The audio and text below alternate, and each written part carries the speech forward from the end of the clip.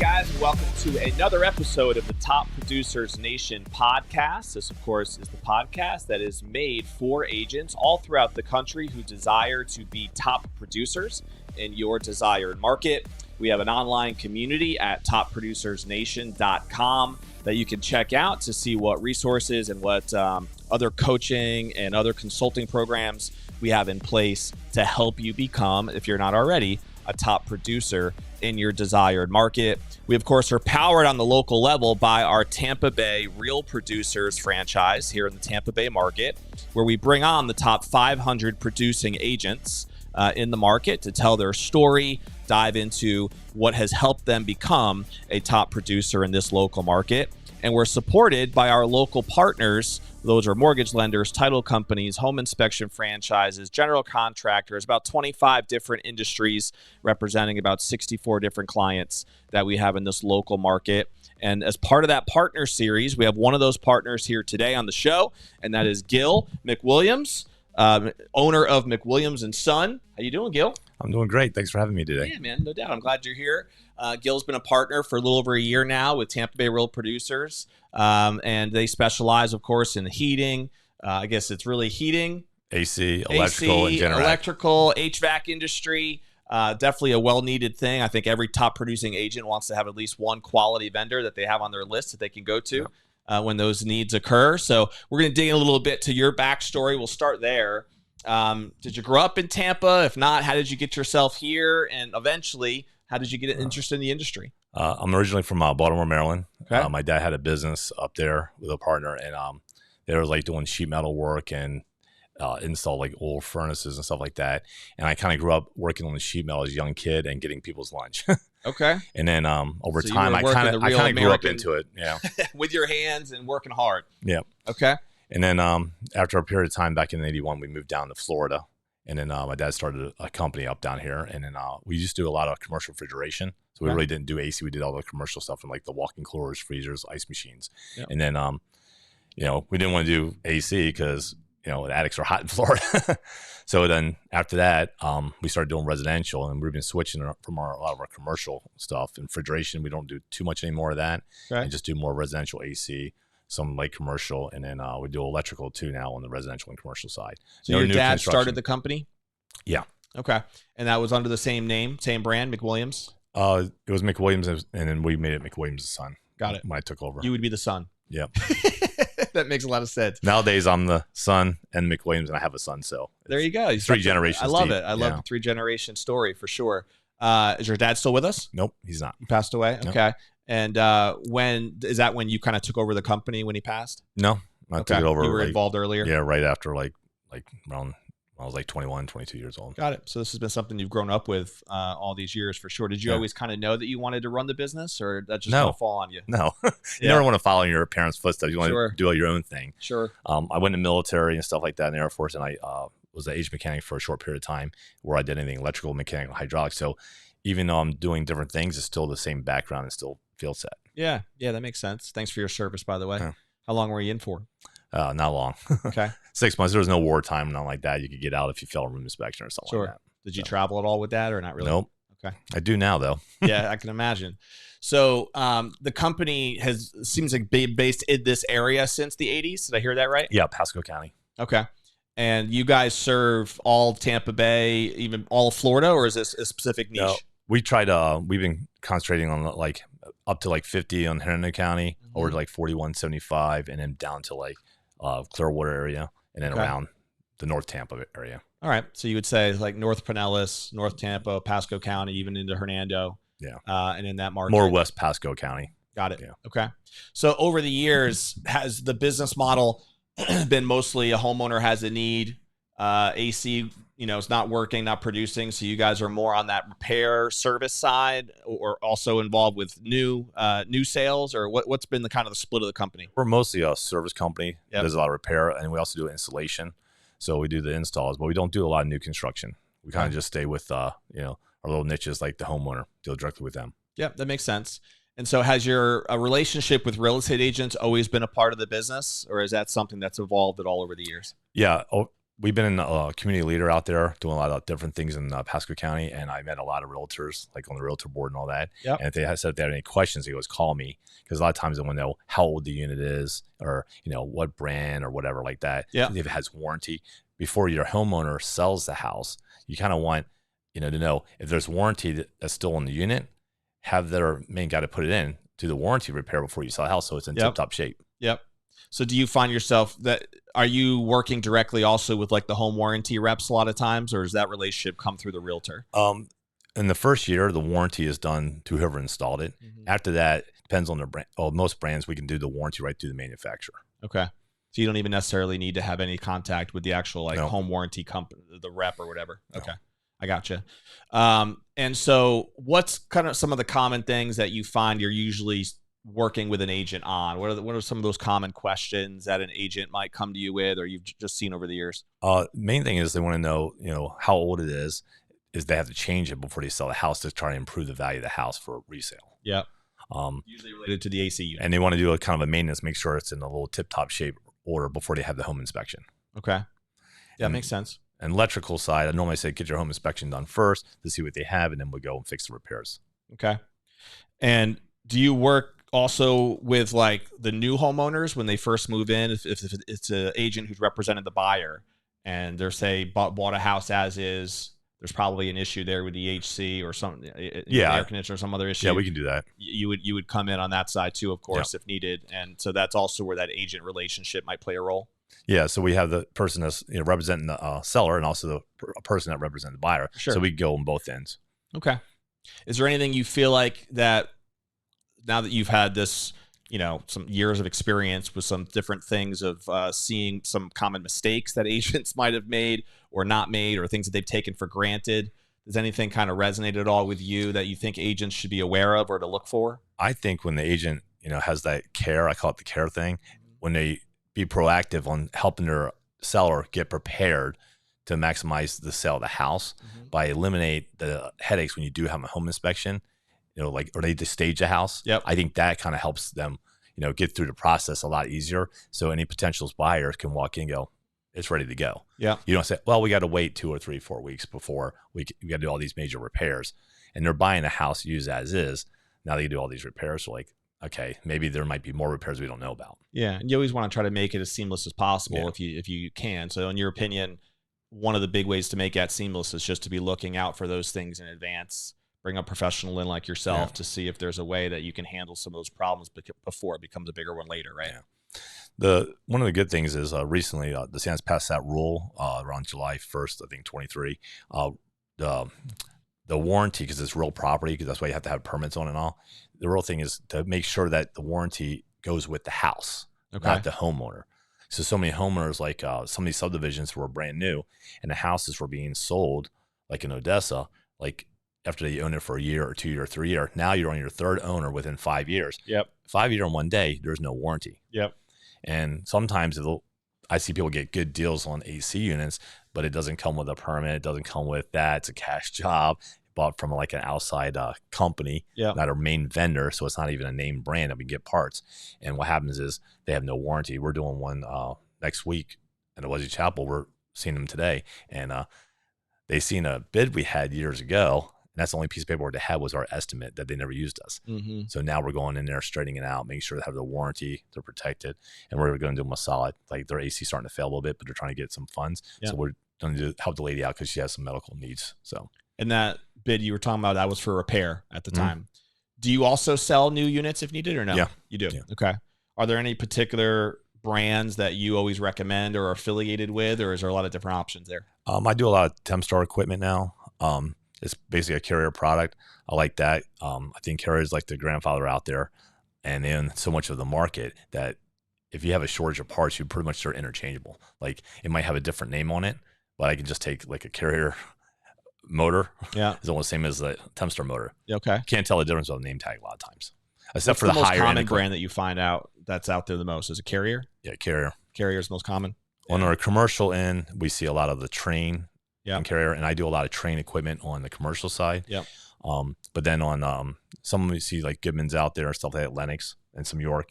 But some of those manufacturers, that wholesalers, There might be in St. Pete, but they're not in Pasco County. So I like to sell equipment that's local from a main manufacturer, just so we can go ahead and get the parts easier and faster. And there are some pretty wild differences in terms of like what the standard warranties are that come with these units. Does that vary a lot based on Most of them all come with a 5-year warranty. Yeah. And then when registration is 10-year, even with the rule that was passed, you still have to register the equipment within like sometimes 35 days, 45 days to get the warranty. If you don't, then you only got 5-year warranty. So it doesn't matter if it's a new home or not. It will never have the 10-year because you still have to register it. So what I'm seeing now out with new construction, as soon as they start the system up, the company the vendor that's installing the AC for the builders, they're registering equipment right there and then, which is kind of smart. Now, if you buy a house 2 months after it's been running, your warranty is only 9 years, 10 months, not 10 years from the day you purchase, because they're registering it underneath the builder's name now. So there's no paperwork that you have to take care of. Interesting. So generally 5 years is pretty standard on the warranty whenever you get a new unit. However, if you register within what period of time usually? Normally all vendors are different. Some are 30 days, sometimes 45. I've seen 60 before. Okay. That's a pretty big difference though. I mean, I think most people, I'm sure that's being told to people, but I think most people probably don't take that step, do they? Well, like in the Starkey area, I see a lot of houses, they'll have 2 systems in a house. I see 2 of the units registered. Maybe the homeowner didn't do it. I mean, you should register your refrigerator, microwave, all your appliances. Yeah. And I see what happens is sometimes it'll be one not registered. So I'll call the warranty department, have them pull it up. And if they already have one piece of equipment with their name on it, I can attach it. And I'm finding these things out sometimes not in the first 5 years because everything has warranty. You're not checking that. Yeah. I'm finding out in the 5th or 5-year 1 day and on that, hey, you don't have warranty. So I got to call them up and I say, hey, email them a copy of this. And that way you have the warranty and that's done. I can look at it right on my phone too, instantly. So once you pass that 30 to 45 day window, is there any way to still take advantage of the 10-year, even if you missed that window? You can call the customer, but sometimes, during COVID, they were a little bit more lenient on that. But now, I don't know. I mean, it's in the paperwork. Yeah. So people hand you paperwork and they said register stuff and everything in the paperwork says, well, you got your paperwork. The manufacturer, it's not their responsibility. It's the people that are selling the units say, hey, register. I try to do that for the homeowner. So all they have to do is basically sign the check, give it the money, and I give them all the paperwork. I do a turnkey. So I register for them and everything You're else. registering it with the manufacturer. Mm-hmm. Yeah. Myself, and I'm keeping a copy and giving them a copy in case they lose their copy. And a lot of times I'll write on the date. I'll put stickers on it. I'll write on the date, date of install, what heat size is, what the makes are. I think a lot of people are starting to do that now. So it's like a little Bible right there on the unit. Yeah, no, that makes a lot of sense. And I think for a real estate agent's perspective, it's something important that they should be aware of. You can walk right up on it and look and see, hey, what SEER is, the date it was done. And then you automatically know if it was 10 years or not. Yeah, and it definitely just adds another level of value, right, that you can bring to the table as an agent too, just making sure that your client is taken care of. Just like the roof. The roof's like, 25-year, and then a lot of times the roofs have another transferable warranty, depends on who they bought from. Yeah. So, I mean, those warranties are heavy weight for a new buyer. For sure. They love it. And so, in your, expert opinion, somebody should have what type of an expectation in terms of how long their AC unit should last? I always say 8 to 12 years, like on heat pumps, because they normally get a freon leaks and stuff like that because they switch cycles.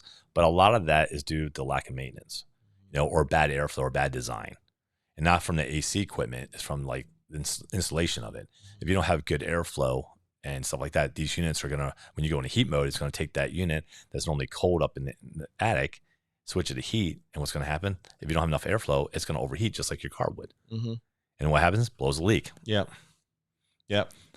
And so every 8 to 12 years, and you think the preferred maintenance is what, a check-in every couple of months? Is it what's the normal process? I would do the filter, once a month to 3 months. Depends on what size filter.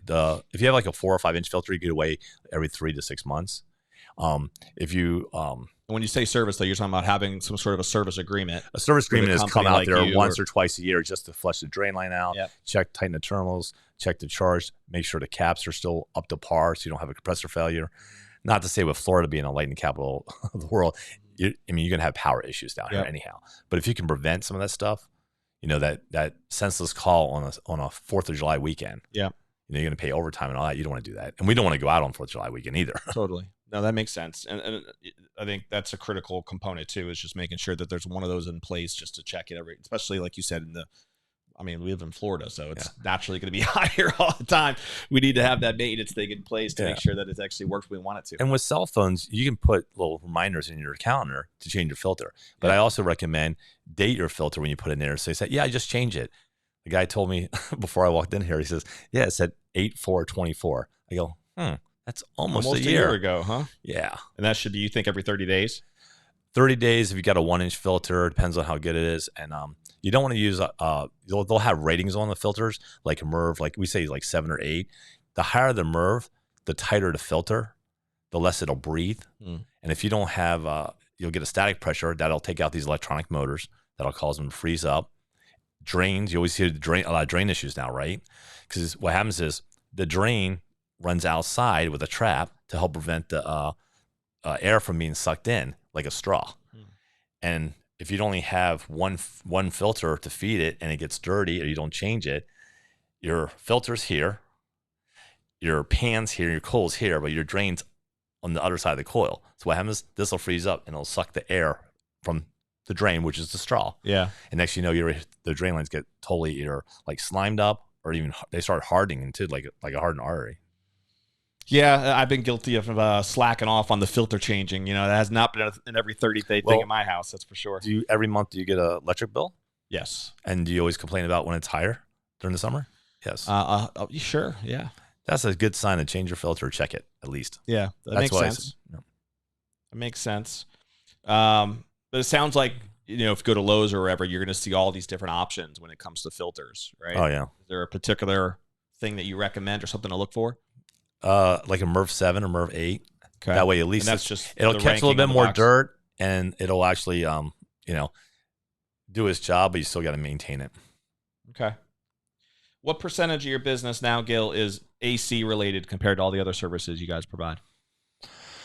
We're probably 65, 70% AC. So it's still a majority of it. Mm-hmm. Okay.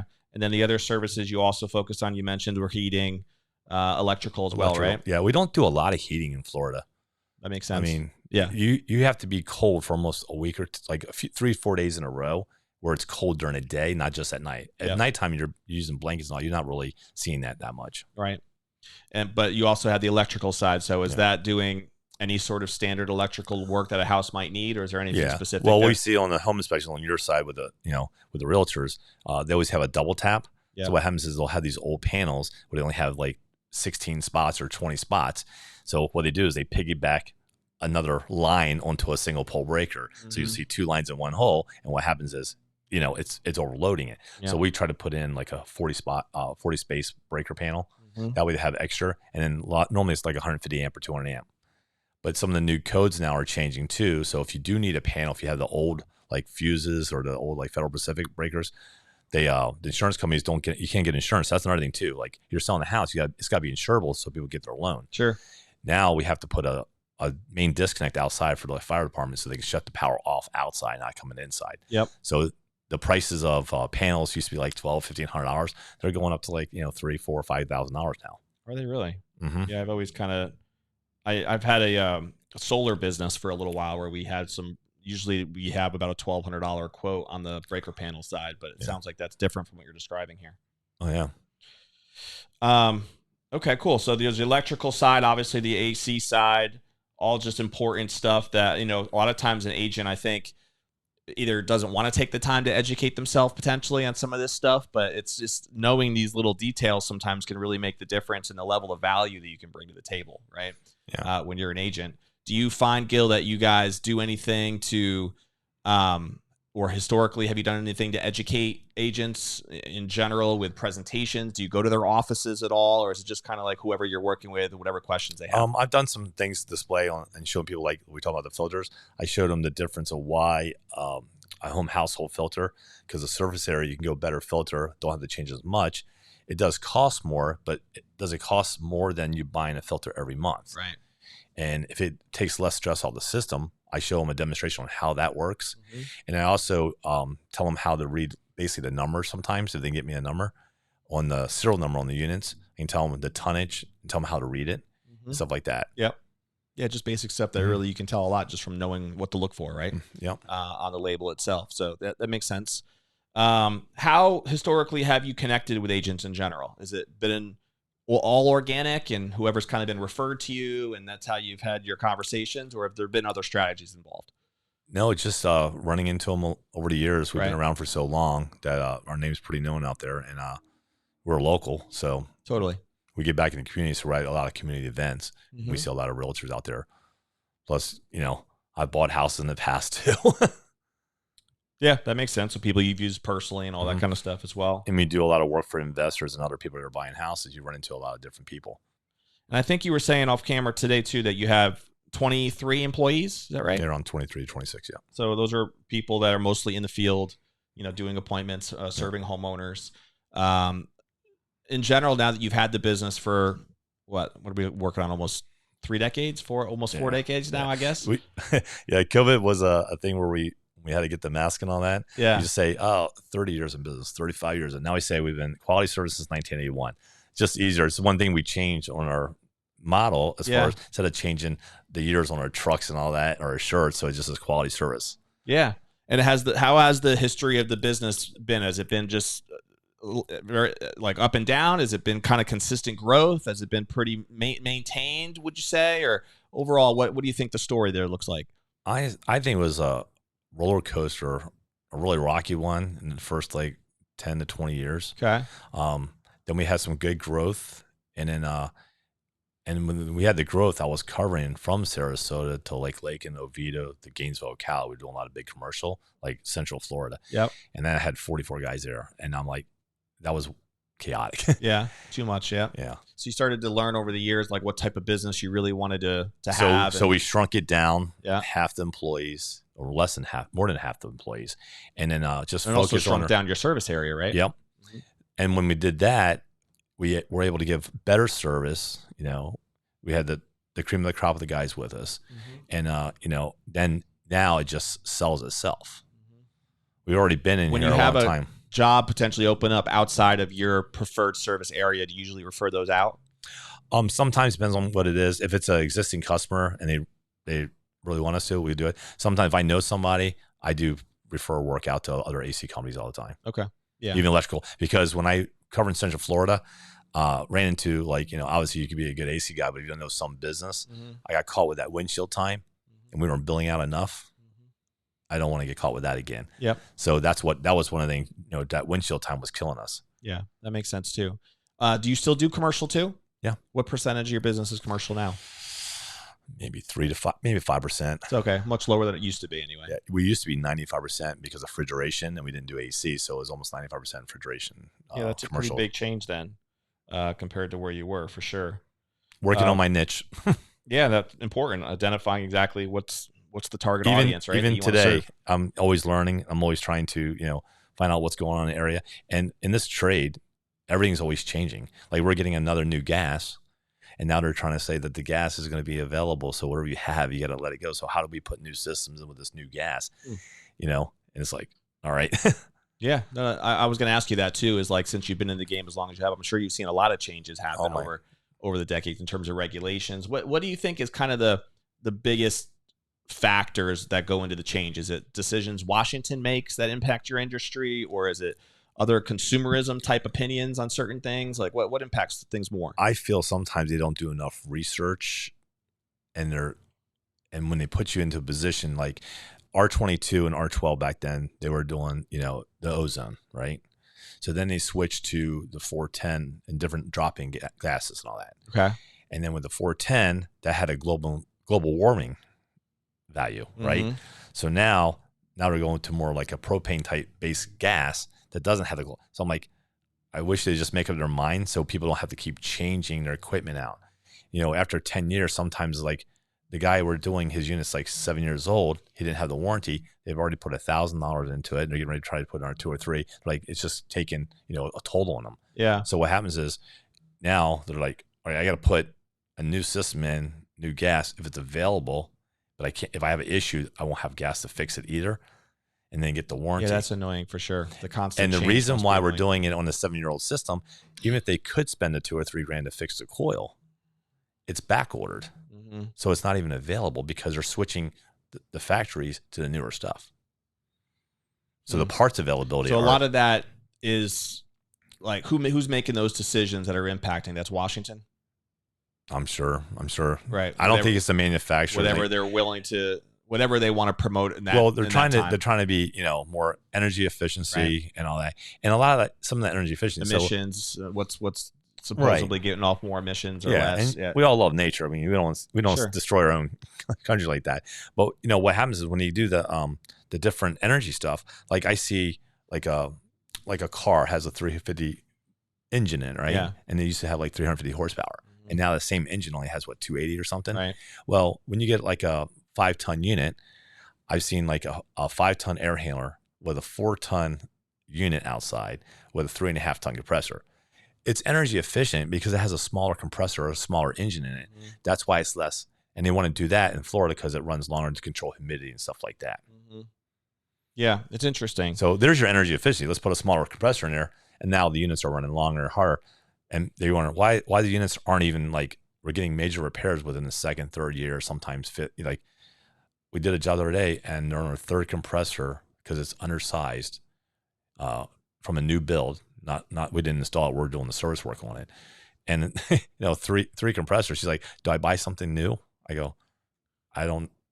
They're all gonna have breakdowns. Yeah, it's not like any of them are designed to last forever. Are there any potential benefits now that you're aware of as far as like you talked about going green, right? And these type of green energy credits that you see the government wanting to constantly pass and stuff that I know people take advantage of for solar and some of the other aspects out there. Are there things like that on the AC units that you think people should be aware of? They have that for the windows, the solar, all that stuff.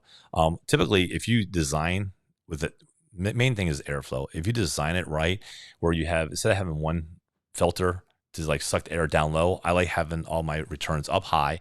I use a high velocity grill versus a low velocity. And I don't have one vent going to this one and piggyback off both. I have this as a main vent, then I have another main vent off the other 3. So now I'm sucking air from 6 areas on 2 big main lines.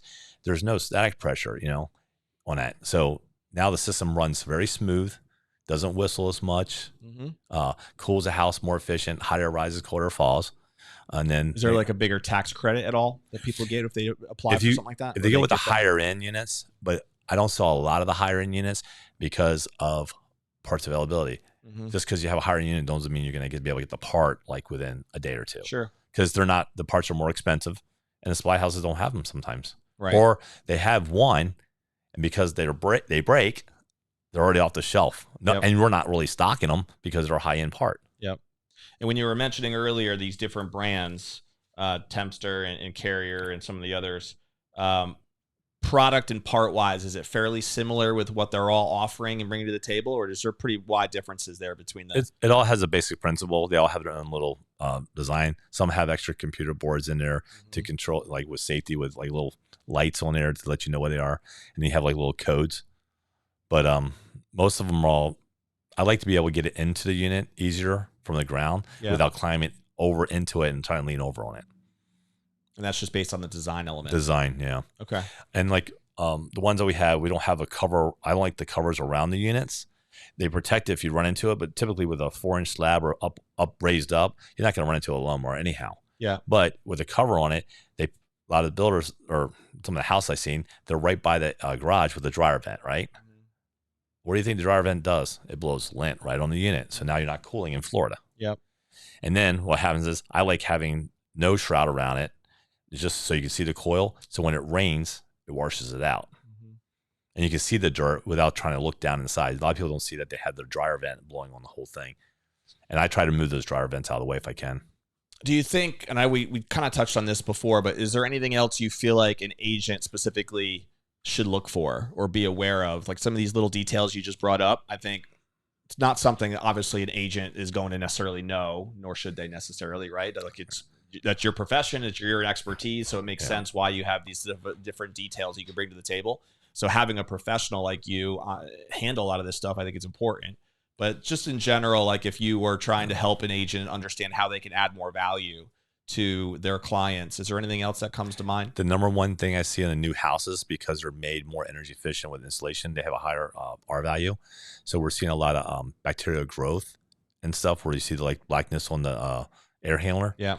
And a lot of that, they put that mastic on there. So it goes on like a wet, like plaster, I call it. Okay. And when it's on there, it starts turning like when it gets wet, because it goes on wet and it's got to dry, but then it gets wet because the units are not either not sized right or cooling too much or running it too much. Like people are trying to get 68 degrees, 70 degrees on a 95-degree day. Mm-hmm. It's going to run and sweat just like a glass of water in your house. Right. So what happens is it'll get tan, then brown, then black. And you know what they say? Bacteria growth is what we say. But I typically, when I put those in, I don't use the mastic around the air handle on the top. I use the glue, a nice bunch of tape, and I double tape everything. And so the silver tape, it'll sweat and look like salt rings on your shirt versus having it start turning tan and brown. So you think as an agent, that's something you're going to see that right away. And that's number one thing that any buyer's looking for too now, because these houses are tight envelope. Before the air would leak out, now it's don't. They need like fresh air to inside too. Got it. Cool. Well, I appreciate it. I think there's a lot of detail there that, again, just emphasizes, in my opinion, the importance of having a professional on your team, right? That you can go to take a look at these types of things and really add that extra set of eyes who know what they're looking for in these types of situations, so that your clients aren't going to be bombarded with something. And if they have my number, they can, a realtor friend of mine, he just sent me the picture of the model. I can tell him what it is. He can send me a picture. What do you think it is? I do a lot of stuff to save on the windshield time and driving. Send me a picture or whatever, and let me look at it from a distance. I said one shot up close to the name tag and one from like 8-10 feet away, so I can see the whole. How's the air handler in there? Is it in the closet? Is it too tight? Is there room around the work on it? Yeah. And the pictures are, it's amazing now with technology. I might have to send you some pictures of mine. We have an Ameristar unit. I don't know. Do you have an opinion on that? So Ameristar sounds like American Standard. Yeah. And if it looks like it, it'll probably say Tyler Company, or it's like Train. So they're all like, they're sister company, like Train, American Standard, all that. Okay. Same thing like the Carrier, Tempstar, Heil, Comfort Maker. Yeah. Ream, Rude, Rather King, their groups. Goodman, Amana, Daikin. Yeah. They're all different groups. Units. We have an upstairs, downstairs unit. The handlers are right next to each other in the house upstairs, but we have the two units side by side outside. We've had a little bit of issue with one of the two a couple different times with it just not working as well as it needs to be or whatever, but we did get them replaced at the same time about 2017. So they're looking about 7 years now, I guess. So yeah, so you still have hopefully registration done and 3 years left on warranty, right? Yes or 2 years left on. I actually don't even know if we have registration. So you could right now, you could send me a pic. You have my number. You can take a picture of it, send me the thing, and I can go online and see if it's registered and look, or call the manufacturer and see if it's registered. Yeah. As long as I have your name and the address, because it's all linked to the address. Yeah. Yeah, that makes sense. And the name. It's actually linked to the name too. It would be worth checking into for sure. That's a freebie. You mentioned earlier that your son is now in the business with you. Yep. Right? Just one? Just my son, yeah. One son? How old is he? He's like almost 35. Nice. So did he get started with the business like as early as you did? No. Okay. No. And was that one of those things where he thought he was going to do something else and decided to? He was in the Marine Corps, so he did a full tour of Iraq and Afghanistan. Gotcha. And then we came back and he went to the AC school, and then he did well in that, and then he did the electrical training, did the marksman, and did well on that. And now he likes electrical, so he's on the electrical side. Okay. And then my daughter's in the business, my wife's in the business, my son-in-law. So it's truly family run. He's Army. Of course, during COVID, he was stationed, and he's out within 2 years. He was stationed in Romania during that because they couldn't really go out and do anything. And then I also have my wife's uncle. He's in the business with his son, his wife. She runs the office, and his son actually works on the electrical side too. Oh, wow. And then I have a lot of friends that I've known for like 20, 30 years that are in the business. So it's a friends and family company, really. Are you the sole owner, or do you have ownership split up with all these different people? Okay. Sole owner. So you are. And would the plan be, or is the plan to have your son take over that one day, or have you thought about those succession The whole plans? family work together as a family and take over and just run it. Yeah. Leave the legacy, because it's been here for so long. Might as well just keep going. Yeah, for sure. It's hard to rebuild that decades of customer base. Absolutely, the reputation has been built now, and we don't have to advertise. It's word of mouth. Right. No, it's very cool. And your son seems to be on board with that plan. He's in for the long haul. I hope so. Things always change in everyone's life. You never know what's going to happen. Yep. Is he married? Yep. Okay. You have grandkids yet? No. Not yet. What are these days, hopefully, huh, Gil? Both my kids are married and they were out the door early and no grandkids. What do you guys love to do for fun when you just aren't serving people's homes? What keeps you guys busy? Me, I go on a lot of hikes up in North Carolina. Do you? Yeah, You're a nature guy? Yeah. Mm-hmm. With the family? Yeah. Sometimes with the family. Like the Appalachian Trail type stuff? AT, yeah. Do you? Yeah. I Nice. did Mount LeConte last July. And then last August, I did Glacier, Montana, up there. Oh, wow. That must have been pretty. And then pretty soon I'll be out in Washington out doing some of those parks out there. The summertime is always a fun time to kind of get away and do some of those hikes, I guess, and up in those states, right? Yep. Do you have a favorite area to go to? It's North Carolina? North Carolina. Yeah. Is it? Yeah. It's close. It's a 9-hour drive, but it's, Close enough. Yeah. Yeah. I get that. Makes sense. Do you have an RV to be able to take the whole family with you? We do have an RV. It's a mobile house in case we didn't like the area, but we've been going up to like the Gatlinburg area, Bryson City area. Sure. And normally we stay in the Bryson City area because less population, less tourism. Yeah. Right? And that's where you see a lot of the waterfalls, a lot of the nature, and all the trails and all that to hike. Yeah, we take the family up to Gatlinburg. We usually go at least once a year. We love that area as well. It's beautiful. And we're close to everything. So we go, an hour, 15 hour and a half, you're at Gatlinburg or Pigeon Forge or Asheville or to Tail the Dragon if you ride bikes. Yep. And also whitewater kayaking, we do that too. So the whitewater kayaking right there. Yeah. Have you done the Cades Cove little drive over there? Yep. Cades Cove, we go there on a Wednesday. It's not open right now, but on the Wednesday, normally during the summertime, they shut the park down from driving and you bring your bikes and you can ride the Cades Cove now. Oh, that's neat. Yeah. I've done it about 3 or 4 times now with the family. We've always seen a bear every time we've gone through. So on a bike, that might be a totally different experience. You still see more bears? Yes. Sometimes. I can imagine. Well, the bear population's been growing up there. And like Cherokee on the other side, almost every night you can go out there as you leave Cherokee to go into, as you're going through the mountains to go right there. Cherokee has elk everywhere. Oh, yeah. Yeah, it's beautiful really driving through there. The views of just the terrain of the land is one thing, but the live animals are always out and about. And so it is a pretty neat place to visit. Yeah. Especially if you're into the nature scene and that's your thing for sure. Oh. Couple rapid fire questions, right? For people to get to know you a little bit more. All right. Do you have a favorite, say, book or author, maybe a seminar, even a podcast that you feel like has ever helped you personally or professionally in accelerating your growth? I read a lot of books by like Simon Sinek and stuff like that. Mm-hmm. Brad Sugars, those are like business type books. And, I like doing a lot of business books these days. Mm-hmm. So I was always an AC guy, but now as I grow, I'm trying to read more than I ever did in high school. Yeah. And try to learn. So I always pop things up on the YouTubes and stuff like that. Is there a particular author you mentioned Simon Sinek? Is he one of your favorite authors? Brad Sugars, yeah. Okay. Yeah, very cool. I like his stuff too. He has a lot of good YouTube content too. It can help a lot of business people out, I think, if they listen to a lot of stuff. Have you ever heard of the Gino Wickman book, Traction? He teaches what's called the EOS operating model for businesses and entrepreneurs like yourself. It's called the Entrepreneurship Operating System. That's what EOS stands for. And it's really just about like structuring a business in a certain way that's going to eventually leverage and free your time up a little bit so that you can actually live the lifestyle that you've worked so hard to create, which a lot of entrepreneurs never get to, obviously. Brad Sugars has that in his book. It tells you when you start out as an employee, right? And, just don't think you're just an employee. That's the starting base of your training, right? And then you said, well, I want to be like the boss and be self-employed.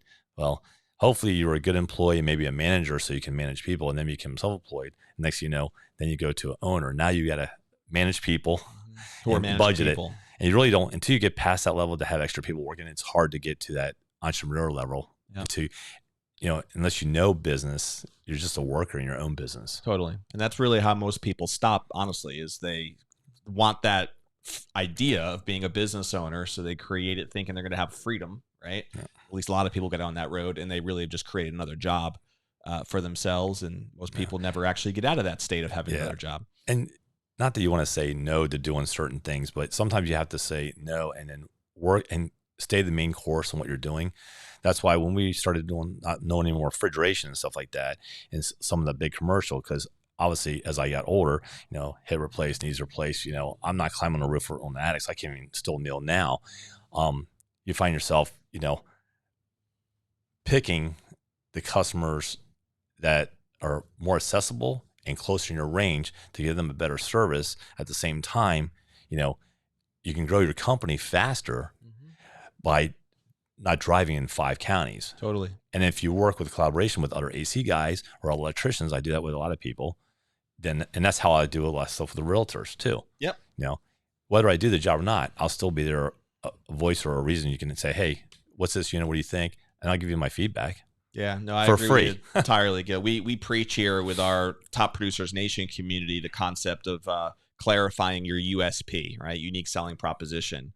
And there's so many different ways to define that, but each person has to define that for themselves, in my opinion, in order to thrive in whatever they're going to serve.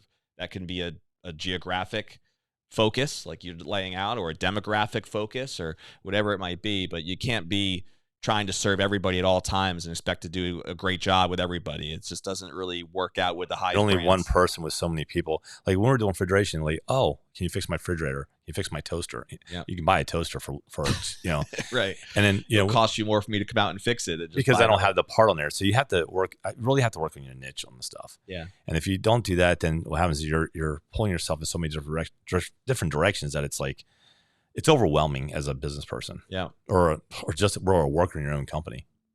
In your industry, I'm curious now that we're talking about growth a little bit in the business. Like, what is there certain people that you know of or that you followed who's like, when they start an AC brand like yourself, their goal is to take it public, where they are looking to scale something on more of a national scale?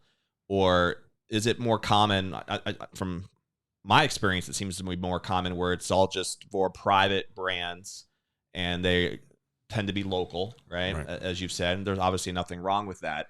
But I'm curious if you've known people who that's like the approach is to try to go down like that public side and eventually even go public. I think when we all start out, there was a lot of father and son businesses out there where the kids were going into the same field as their dad.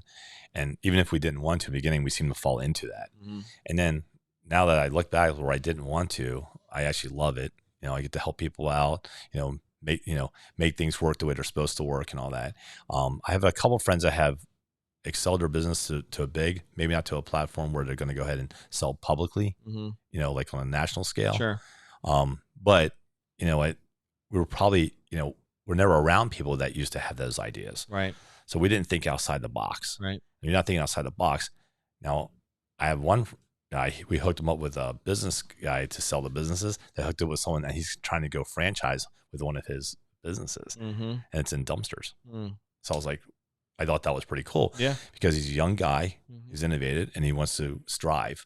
And that is one way to scale. It's just sell franchise agreements and be able to reach national that way. If the kids and the family want to take it to a whole nother level, do whatever, that'll be on them. Yeah, I get that.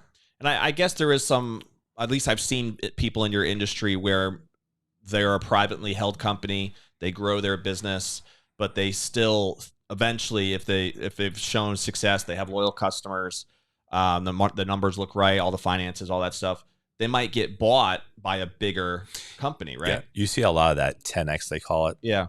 And what it is you can have one company, but if you buy 100 companies, right? You not have 10 employees, you have 1,000 employees. Now right. you can sell as a national account, and then you see national accounts by other national accounts. And next thing you know, it's a big national brand, yeah. National brand. And that value of the company, you bought this one for $1 million. Then when you have 100, it's worth like, say 10 million. And then as a national account, it's worth 100 million. So there's your 10X. Yep. And that's the mindset, thinking outside the box. And then you go, oh, we're, the whole continent. Oh, now we're international. And you can go even bigger and better.